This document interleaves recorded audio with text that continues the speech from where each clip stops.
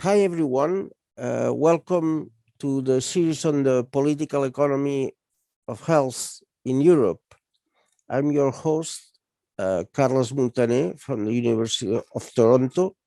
This series came about when having a conversation with my colleague and friend Rick Wolf from NYU. He suggested it would be a great idea that we interviewed political economists about the situation in Europe and the prospects for its future, meaning after the COVID pandemic. And with Rosina Somani, also at the University of Toronto, we began to schedule interviews with some of the available and most interesting political economists that we found. A problem that we had and that we are working on it is that so far we were not able to interview women, economists, sociologists, or political scientists. But we hope that in the future we have some of them. I wanted to share with you that the analyses are overwhelmingly made by scientists, university professionals, with one exception, which is the sociologist that doubles as a politician, Carlos Riera from the CUP party in Catalonia. His perspective, I think, is very fresh and kind of unique, based also on his unique insights into the political process. So without further ado, I leave you with these interviews. Please click the like if you do so, and send us your comments. So see you on the web, hopefully. Bye now. Ignar, if you were so kind to tell us about yourself, we'll be very grateful to learn about your background. Okay. Just, Well, I work now as a senior research fellow in foreign peace and security policy at the Institute for Critical Social Analysis in Berlin, which is essentially the think tank of the Rosa Luxemburg Stiftung. And for those who don't know the Rosa Luxemburg Stiftung or the system in which it originates, it's part of the way in which the German government funds its own opposition. All parties in parliament, in the national parliament, have affiliated political Stiftung or foundations, as it's sometimes translated. And they're part of German soft power foreign policy as well, because all those foundations have offices around the world. Like we, for instance, have I think 23 or 24 offices now, which operate in around 90 countries, collaborating with socialist, feminist, anti-racist, trade union, labor movements. So that's part of our work, and the institute where I work is essentially the think tank for the whole organization. Excuse me. no problem. Okay, sorry. You can cut that out, maybe. Just received a phone call. With regards to how I got there, I originally was born in West Germany, which usually is the question that you're being asked when you're from Germany. I grew up in a small town and went to the University of Marburg to study, which was a very unique intellectual place. To learn critical political economy from Frank Deppe and Georg Fülbert and others. There's an interesting book that just came out through Haymarket, originally at Brill last year, which really gives, it's called Marx on Campus, a short history of the Marburg School, which might give you an idea, or give people in the Anglo-Saxon world an idea of what kind of an intellectual place that was. And there we had close contacts with Marxist scholars in North America, in particular with York University in Toronto. And so I eventually went there to deepen my understanding of political economy. And I'm very, very thankful because I really learned everything that I know, and all that I don't know. I learned from Leo Panich and Greg Albo and Stephen Gill and others of the brilliant scholars that operated from there. Oh, that's very kind to praise York University Marxian scholars. It's a pity that we didn't meet you when you were here. Since you probably finished not too long ago. So yeah, I left in 2013. Well, it's been a while. oh yes, Yeah, it's been a yeah, while. I'm 41. Did you enjoy your period at York as A in lot. Yeah, I Toronto? also liked the city. I liked our colleagues, which I mean the level of critical discourse with all the other TAs. That was just a really wonderful and unique experience. Most definitely. That's mm, very glad it was like that. Um, well, thank you for um, being here with us, Ingar. It's a great pleasure to have you. And um, the series that we are recording are for Democracy at Work, led by economist Richard Wolff at NYU, who's a very one Marxian economist.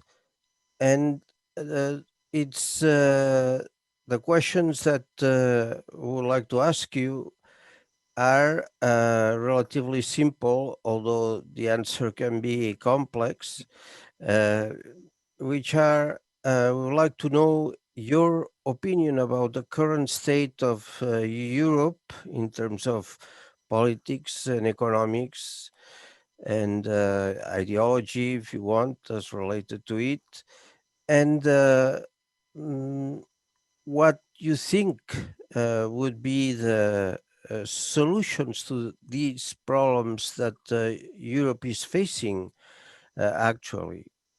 Uh, and well, these are the two questions. They are, as I mentioned, simple in their formulation, but you have well 30 minutes, 45, whatever you think is sufficient to answer them. We may have a little bit of an interaction during these responses, but that's I hope so. basically it. Okay, well, thanks for having me on the show. I actually know Rick quite well. We collaborated together in the North Atlantic Left Dialogue, which was like an organization that brought together activists and intellectuals from Canada and the US with activists from the whole of Europe. And so I'm very happy to be on his show, and I appreciate speaking to both of you. To your question, I think before we start talking about the situation of the EU right now, it makes sense to get to an agreement or get towards an idea of what the European project is all about, because mainstream economists and political scientists, social scientists tend to see the European Union as this peace project that was built as out of like the ravages of World War II nationalisms, European nationalisms, and as an anti-fascist project. It is considered a peace project by many, a beacon of light of some sort, post-national, and etc.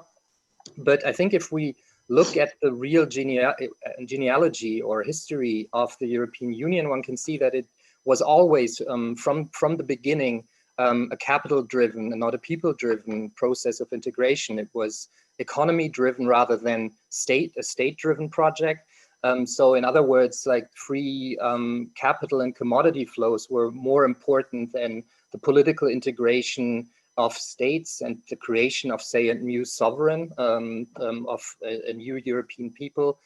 Because in essence, of course, there is no, as Max Weber once called it, there is no community of fate which is European. It is an elite-driven project.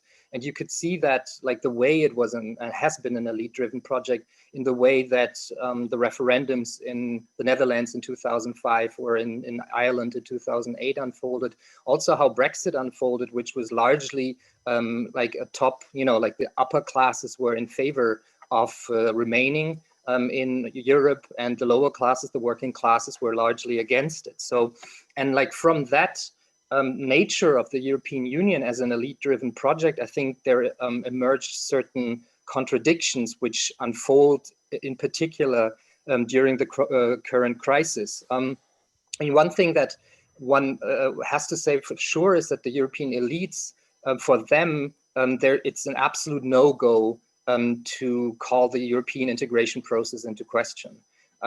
It's like economic and monetary union are key for the expansionary tendencies of like the dominant factions of capital, the transnational corporations.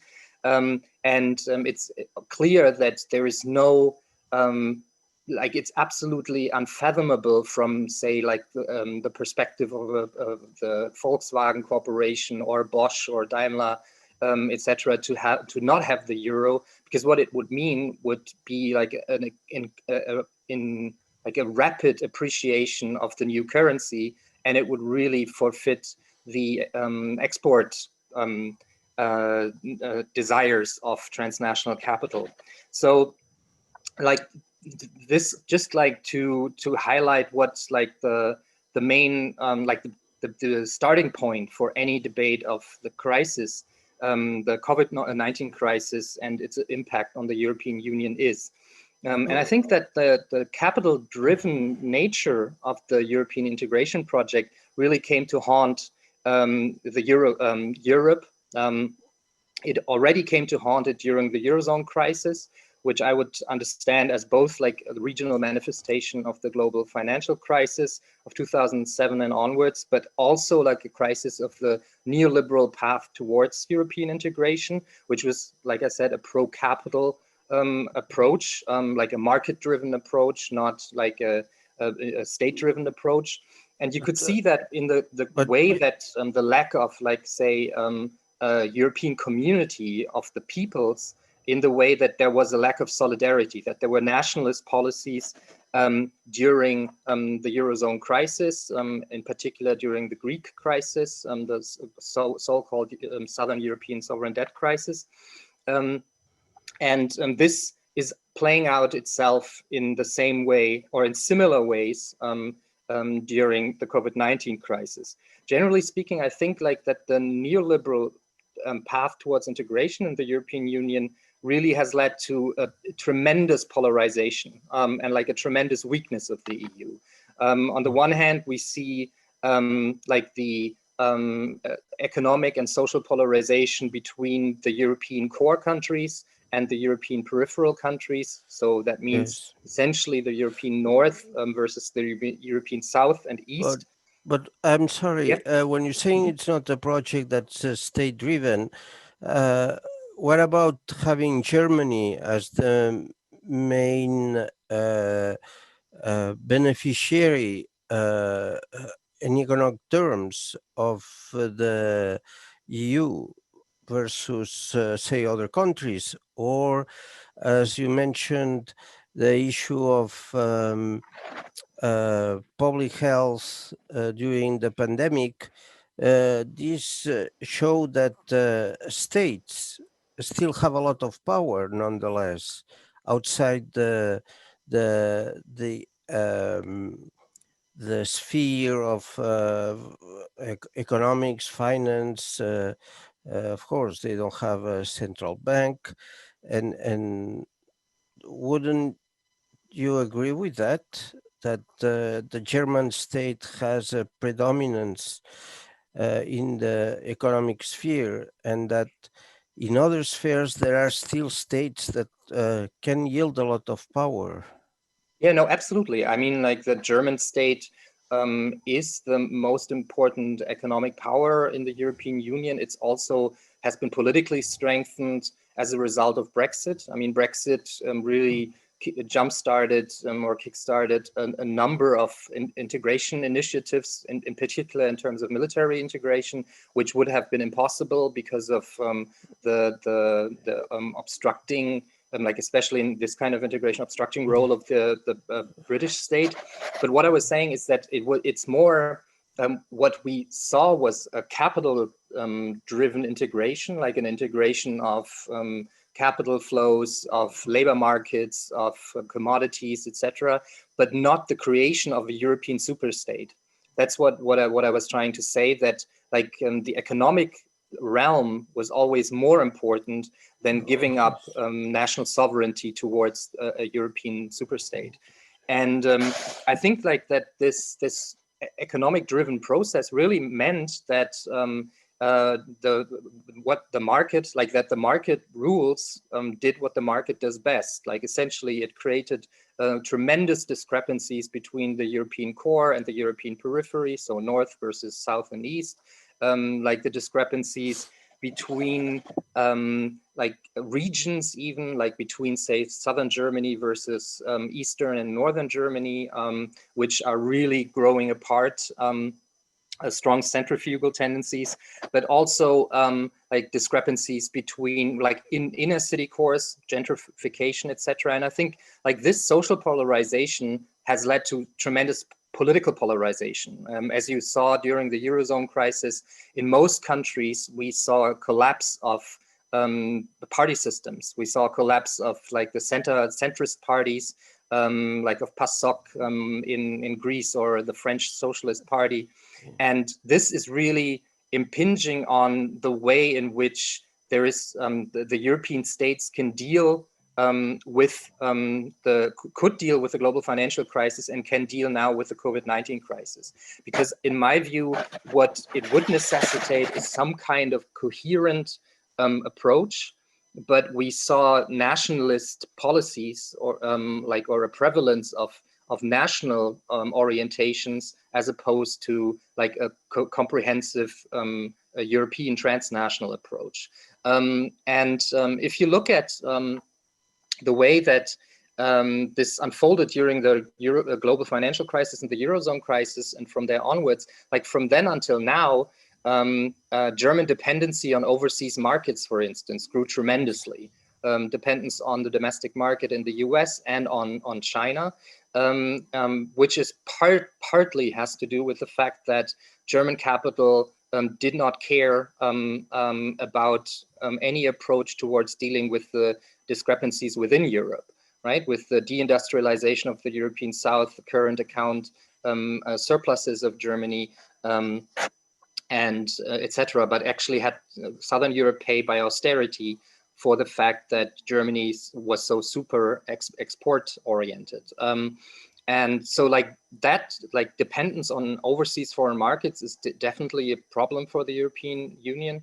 And then also the dependence on US military prowess, because essentially German export-oriented capital, like, I mean, we have seen the attempts to formulate a strong geopolitical interventionist global imperial position by the European Union, and also by the nation states, by Germany. Germany started that after the Libya situation in 2012-13, like 2011, the war, and then essentially Germany foreign policy formulated a role of global imperial outreach, and the EU wants to be strategically autonomous. That was the catchphrase, strategic autonomy, 2 years ago. But essentially, there is nothing that underfunds it, at least in the midterm. Essentially, the dependence is still there on US military prowess. So that is definitely a structural problem for the EU. And also austerity failed. I mean, the EU, like Germany, did not allow like a path towards like a more social and a more democratic, more ecological Europe, which was encapsulated by Greece and like the Syriza victory in 2015, but they actually enforced austerity, like the unfolding of or destruction of collective bargaining, of minimum wages, cuts to pensions, etc. This path, however, has failed, and we see it in the hyper competitiveness of China. And that is something that the European Union really has to deal with, this heavy state interventionist approach with strong industrial policy of China is just much better at creating high-tech rivals, for instance. And so it's really caught in between the high-tech rivalry between the US and China. But was the dependency of the South and the cycle of debt and austerity really path towards any competitiveness, or was just a way to satisfy the needs of German banks? As a policy, it failed.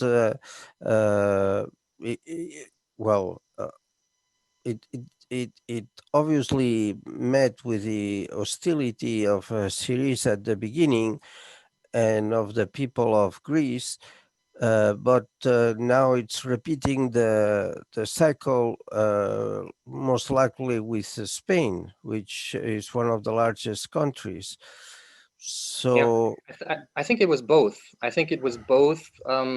Like, of course, an attempt to rescue German and French banks at the expense of German and French and other European taxpayers. I mean, 89% of the bailout money that went to Greece actually went directly back to German and French banks, but it was unpopular to have a second bank bailout, so they called it the rescue of Greece. It was a really perfidious approach, but so that was clearly an important element of the goals. But the internal devaluation, the austerity, was also a way of making German and European capitals more competitive, and it can be likened to similar approaches in the US. I mean, if you look at the way that the Obama administration bailed out the two of the three big auto companies and essentially did nothing to convert the industries, to punish people for their failures of orienting towards big SUVs and then ailing. I mean, they only fired Richard Wegener, but half the wages for all new hires in the auto industry, also in an attempt to gain a slightly bigger share of the world economy that is hardly growing, right? So I think like there were both of these things at hand. And also I would say that Spanish and Greek and Italian capitals, national capitals, played a role in it too, because they thought, okay, austerity will give us an advantageous position vis-a-vis our own working classes.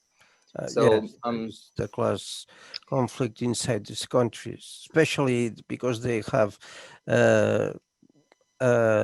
deficit of democracy due to their post-fascist experience. Yeah, which facilitates that. But I think one problem is like when I'm saying that China, the austerity failed in the sense of dealing with or enabling Chinese hyper competitiveness, is because China essentially did not pursue austerity policies, but really invested heavily into future technologies. I mean, it's no longer the prolonged workbench of the world, but an industrial rival, that is at least rivaling the West and the US in terms of artificial intelligence, in terms of 5G, the fifth generation, and all the technologies that are devolving from that, like autonomous driving and smart city, etc., as well as social ecological or ecological green technologies like high-speed trains, solar panels, and wind turbines. And I think that the EU is now really at a point where the lack of European solidarity and the expansion of China, for instance, is really increasing the fracturing of the European Union. I mean, you could see it. You were asking about the COVID-19 crisis. I think you could see it at the onset really well, how there was a need for how nationalism really prevailed. There was a need for respirators and ventilators and other medical technical technologies in Italy because of the COVID-19 crisis, because it was so advanced there. And nationalist policies closed borders, right? Like it resulted in export stops and piracy even. Of course, that then was taken back increasingly, but it meant that China was actually coming to the rescue of Italy. Even Venezuelan and Cuban doctors were coming to the rescue, despite the fact that the West was using economic sanctions against these countries. And I think, like even in Germany, in Heinsberg, one of the counties that was hit the worst, the governor of that county essentially came out to say, came out to call for help from China because he didn't get it from his own national government. So I think you could see the fracturing and the weakness in all of this. Yes. And you could see it in also the resistance to any kind of Corona bonds and Euro bonds at the onset of the crisis. So there's a lot to be said about how that unfolded. I'm saying that there's also tendencies in the other direction, kind of as a law of unintended consequences. But I think the difficulties of the European Union, the fight about migration between East and West, Corona bonds, the policy towards Russia, the confrontative policies towards Russia, all of this is highly contested and a problem for the European Union. Germany treats differently some countries of the East from those of the South, because some of the industries in Germany are invested in eastern countries of its region, and while the south of Europe is left to deteriorate progressively, like Greece, Spain, and maybe Italy. Don't you see here a pattern? At least there are some German industries in countries that are close to Germany in Eastern Europe. Yeah, but I mean, like the German interest in particular is in low-wage countries that are proximate to the European market. And you could see it in the way that the European Parliament just issued recommendations for the European Council in how to approach Belarus. And it was the same demands of neoliberal restructuring, like the same demands that the minimum wage ought to be decreased in Belarus in order to attract foreign capital and all those sorts of things. So privatizations, and so yeah, that's the role that that the European East is supposed to play, and also because there's so much centrifugal tendencies between East and West over, not the least, social policy. And the way in which the European Union now tries to sanction Hungary and Poland in particular in their budgetary policies, like that also play into the way in which Germany tends to sideline with the US in the confrontation against Russia over, for instance, Target 2, like the Ukraine, which really means that Germany is dependent on European Russian gas and fossil fuel, but still confronts it in the way that it does. But overall, I would say that like the EU is in a situation, or was in a situation before COVID, that meant having to deal with 4 challenges. One is to essentially find a way to keep Europe from further disintegrating, or how to reintegrate Europe.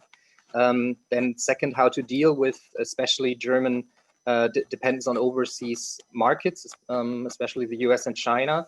Then thirdly, how to deal with the US attacks on German exports, which really are a tremendous problem for German capital. And then fourthly, how to deal with China's hyper-competitiveness due to the successful state interventionism. And in my view, the EU or the West in general are at a fork in the road, are at a turning point where they either have to emulate Chinese state interventionism with a much more active industrial policy, with the creation of national competitors in the new technologies, if the EU countries don't want to, fall behind. Or that they have to rein in China's state interventionism. And that would mean sidelining with the United States in the confrontation against China, in the attack on China through trying to, as I understand it, the US is trying to to kick China out of the international supply chains, especially for microchips, which they can't produce themselves. So that would mean like reining in China, and China's state interventionism by sidelining with the US. And we've seen tendencies, strong tendencies that this is the case. I mean, in 2016 and 17, during the Davos World Economic Summit, Forum Summit, there was like Merkel and Xi Jinping were both praising multilateralism, criticizing Trump for destroying multilateralism and globalization. And by 2019, the EU has coined or termed China a systemic rival. So it seems that here there's a strong tendency towards creating a double front of the EU, or a transatlantic front against China. And in my view, I think there's a lot to be, or one of the biggest problems here, or the risks, is that this materializes like a real bipolarity against China, with the EU sidelining with the US. Because if China's state interventionism is reined in my view, we can really forget about the planet. Because if China is forced to adopt market policies, it would mean that you wouldn't see high-speed trains in China that now in next year will, for instance, connect Beijing and Shanghai in 2 hours with a 650 kilometers per hour train. But you'd rather see the export of the American way of life, right? With individual car mobility, which would be beneficial for German car manufacturers, of course, but would be devastating and disastrous for the climate. But do you think that China is committed to these policies that goes against climate change? Given the amount of pollution they are continually having, their problems that we'll have with water access in the near future, can they make such a change? I mean, I think that China is a highly contradictory economic model. I mean, at the same time that they're they've declared the eco-civilization, which involves like heavy investment in renewable energies and high-speed trains, and e-mobility, which is public. I mean, if you look at of the number of e-buses, like of 430,000 e-buses worldwide, 419,000 are in China. So like there is definitely this commitment to like a also zero emissions economy, but at the same time, of course, they're building like it's an extremely growing capital intensive economy that is also building highways and also building new coal plants, etc. So it's a highly contradictory development. But what I'm saying is that the state interventionism is extremely important if you want to develop sustainable mobility technologies, for instance, because like for private capital investment, it's like it would not make sense to develop like those. I mean, they're developing plans for vacuum trains that can drive more than 1,000 kilometers. Like that would not be investment that any private profit-driven corporation would even attempt. So, and I think that if we want to, if we're serious about preventing the climate catastrophe, and if we're serious about really sticking to the 1.5 degrees Celsius goal, which gives us a chance to deal with the climate, to prevent the climate catastrophe, I think we have to develop our own shift of the the economy from the market towards the state, shift towards our own massive investments in new technologies, green technologies, and shifting towards much more economic democracy and state control instead of less. And I think that the West, that's what I'm saying, the West is at the fork in the road, or at the crossroads, where they either have to emulate it or rein it in. And it seems that the West is determined to rein China's state interventionism in. I mean, it started with Bush's little NATO against China. It continued with Obama's pivot to Asia and, you know, the forward positioning, the militarization of the West Pacific. South Korea's new base. Exactly, like essentially using regional conflicts to promote U.S. militarism in the South China Sea, essentially giving the U.S. the capacity to blackmail China, to strangulate the Chinese economy, because it depends on this, or it used to depend much more than now because of One Belt, One Road, but it used to depend on the South China Sea, the waterways through the Strait of Malacca and the Persian Gulf. And it really gave the US the power to blackmail or to strangulate the Chinese economy. And so there was this shift towards militarization of the conflict against China under Obama, and Trump just added up on that with the high-tech rivalry and the attacks on international supply chains, and the attempt to separate or cut off China from international supply chains in some of the technologies that China can produce itself. And what about the new Silk Road? Can the West interfere with that? If China and Russia work together? Yeah, I mean, the Silk Road or One Belt, One Road initiative is usually seen as like either an attempt, like a more domestically oriented attempt to deal with China's own centrifugal tendencies, the discrepancies between rural and urban areas, between the West and the East. Some see, more like Marxist economists rightfully see how China is over-accumulating and needs to get rid of surplus capital, and you know that the One Road, One Belt initiative is a way of getting rid of that surplus capital through credits towards like all the countries connected to the One Belt, One Road. But I also think that there's a third element, namely that it was an attempt to alleviate the danger of being strangulated by the United States military, by essentially shifting trade routes away from the sea, where the US is trying to control the seaways in a kind of, Alfred Thayer Mahan to Zbigniew Brzezinski kind of way, towards shifting it to the land routes. I think it has been doing that quite successfully.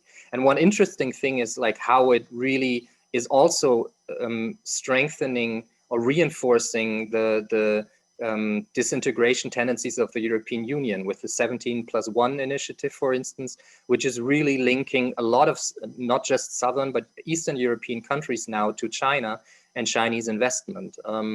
And I think that is something that the European elites are really worried about. And you could see how certain elements towards, shifting towards a much stronger state policy, and we can talk about the quality of that and whether it's really in a positive, emancipative, progressive direction. I doubt that. But like where certain elements of a stronger state policy are initiated in the European Union. I mean, it started with the debate about Corona bonds, right? Yes. You remember that like there was an absolute rejection by Germany and the core European countries, yes, against the attempt of Southern European countries to get Euro bonds. And that was shifted towards Corona bonds partly because Italy is not Greece. I mean, when Greece ailed in the international financial bond markets, like that could be possible, like to just let Greece leave the European Economic Union, but Italy is just a much too big economy. So it kind of was a lucky find or a law of unintended consequences that pushed the European elites to embrace the German capital, German elites to embrace something that they did not actually want. And you could see it now in the EU budget. I mean, they shifted the whole Corona bonds idea towards a European budget to circumvent the no bailout clause and all those things. And you could see how like there are certain elements of what the von der Leyen Commission, the European Commission, calls the Green Deal. But if you look in detail at what that Green Deal amounts, it is a very low road and also very contradictory approach. I mean, it's not doing what it's not. It's very far from what the left is discussing as a Green New Deal, let alone a socialist New Deal. But you can see certain elements of moving towards an industrial policy, but that is highly contradictory because it's very strongly connected to militarism. You could see it, for instance, we published a study on the enmeshment or like the integration of industrial policy with the EU militarization in the context of PESCO and the European Defense Fund. And so that is like something that the left must be really critique. Yeah. No, I wasn't aware of that. If you can expand on this military integration, please go ahead. I mean, essentially, what the EU initiated a European Defense Fund, which allows the EU to directly fund projects of armament, like projects of militarization. It's a small, like the funds are not very substantial, but the structure has been established.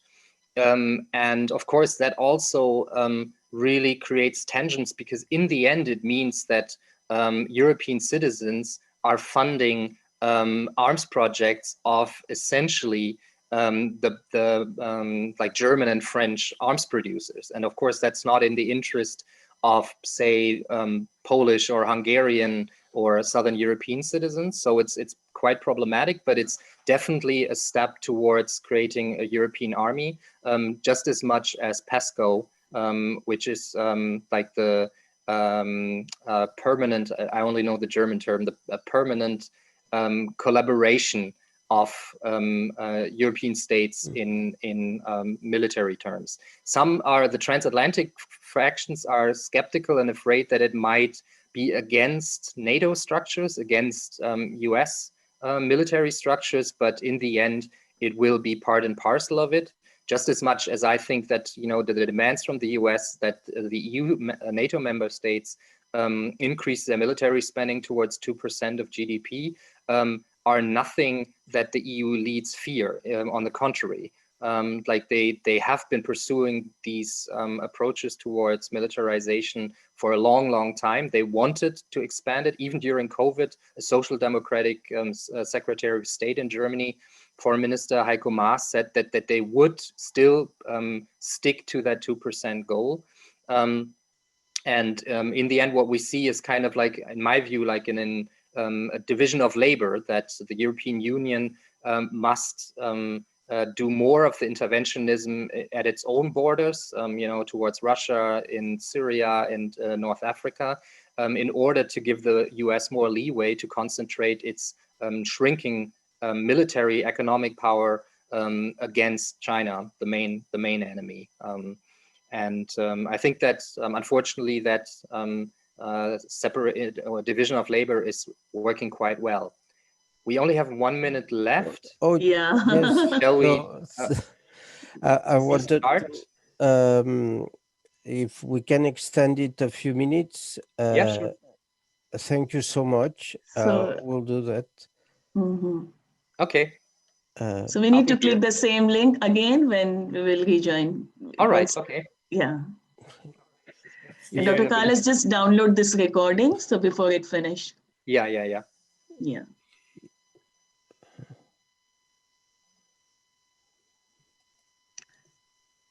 So So how many hours of time difference? It's only 5. It usually is 6, but Europeans, in order to get workers to go to work. Like that. So we don't want to take more of your time. If you want to add anything, but we are extremely grateful for your time with us and your sharing your expertise and original thinking within the critical political economy with Marxian roots, I would say, but Most definitely.